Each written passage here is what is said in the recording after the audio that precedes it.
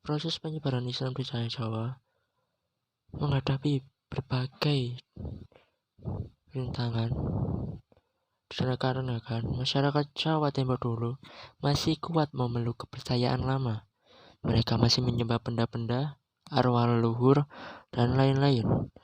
Atas dasar itulah, ulama-ulama yang dikirim ke Pulau Jawa sebelum Syekh Subagir mendapat tantangan berat dan yang mampu mengislamkan segelintir orang.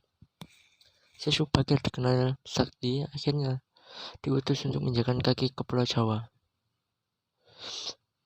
Syekh Subagir merupakan ulama dari Iran yang diutus ke tanah Jawa bersama dengan Wali Songo periode pertama untuk berdakwah agama Islam.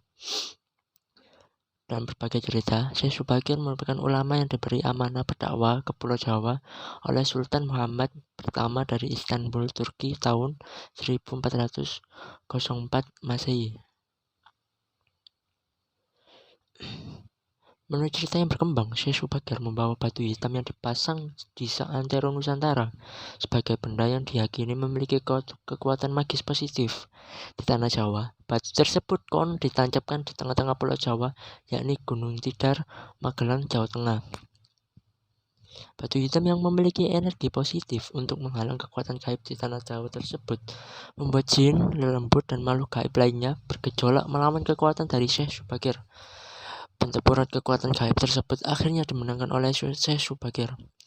Oleh karena itu, Gunung Tidar sebagai pusarnya Pulau Jawa menjadi gunung sakral yang memiliki kepanjangan dalam bahasa Jawa, nek ora mati ya modar, atau kalau tidak mati ya binasa. Keberhasilan Syekh Subagir membuatnya menjadi sangat terkenal di Nusantara saat itu. Imbasnya, masyarakat begitu fanatik terhadapnya dan seolah menuhankan beliau. Atas dasar itu pula, Syekh Subagir akhirnya memutuskan untuk kembali ke Persia pada tahun 1462 Masehi. Kepulangan Syekh Subagir dimaksudkan untuk mengembalikan ketauhidan masyarakat Jawa agar tidak terlalu fanatik terhadapnya. Beberapa tahun setelah pulang, Syekh Subagir wafat. Estafet dakwah Islam di Nusantara lalu dilanjutkan oleh Wali Songo. Estafet dakwah yang dibawa oleh Syekh Subagir dilanjutkan pada abad ke-14 di wilayah Jawa. Dikenal 9 penyebar agama Islam yang kondang dengan sebutan Wali Songo. 9 wali itu tinggal di beberapa daerah penting di sekitar Pulau Jawa. Strategi dakwah yang digunakan oleh Wali Songo amat bervariasi tergantung wilayah dan kondisi masyarakatnya. Sebagian besar dari penyebaran Islam ini beradaptasi dengan luas agar penyampaian Islamnya diterima oleh masyarakat dengan baik.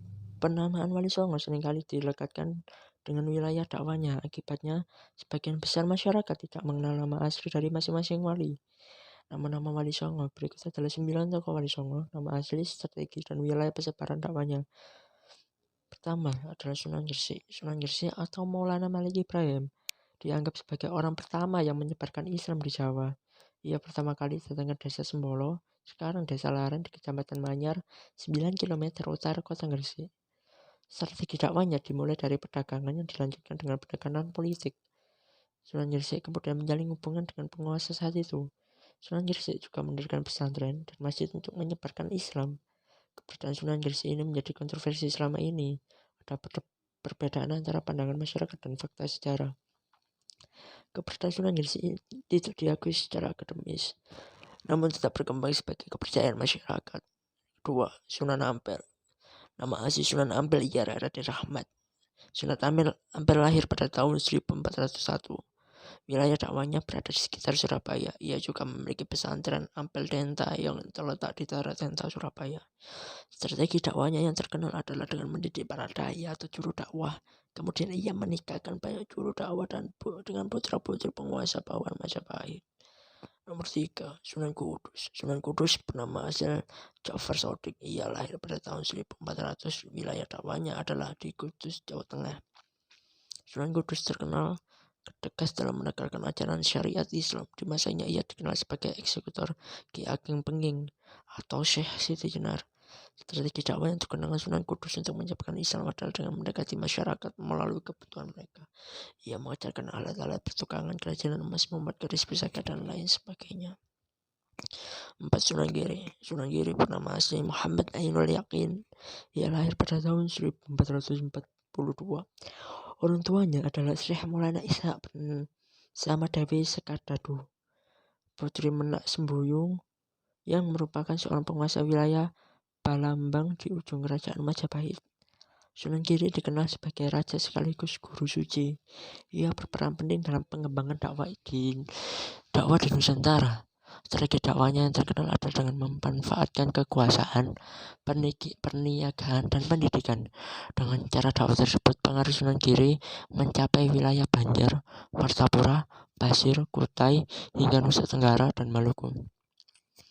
5. Sunan Gunung Jati. Sunan Gunung Jati mempunyai sebuah nama asli Syarif Hidayatullah. Ia lahir pada tahun 1448 di Kairo, Mesir.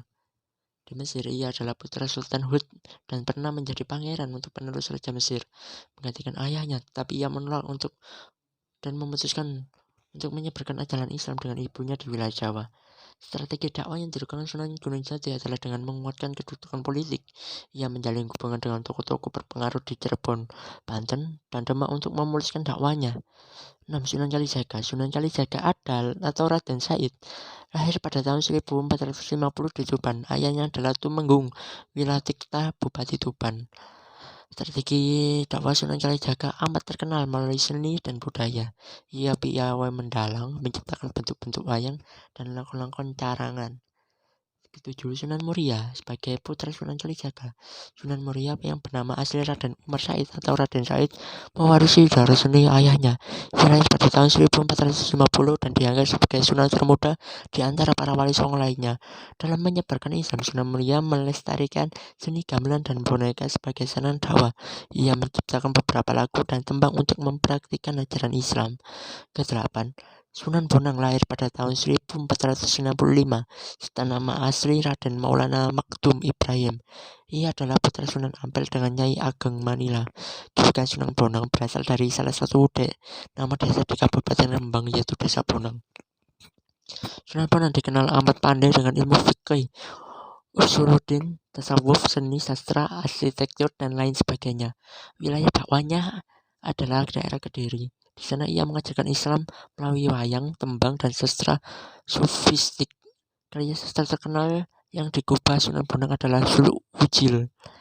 9. adalah Sunan Derajat. Sunan Derajat memiliki nama asli Raden Qasim atau Syarifuddin. Ia lahir pada tahun 1470 dan merupakan putra bungsu Sunan Ampel dengan Nyai Ageng Manila. Wilayah dakwahnya berada di Paciran, Lamongan. Strategi dakwahnya terkenal dengan pendidikan akhlak kepada masyarakat. Di Paciran, Sunan Derajat mendidik masyarakat untuk memperhatikan kaum fakir miskin. Ia menjunjung tinggi kesejahteraan umat. Selain itu, Sunan Derajat juga dikenal dengan pengajaran teknik membuat rumah dan tandu. Demikian penuturan yang bisa saya sampaikan tentang penyebaran Islam di tanah Jawa. Kurang lebihnya saya mohon maaf yang sebesar-besarnya.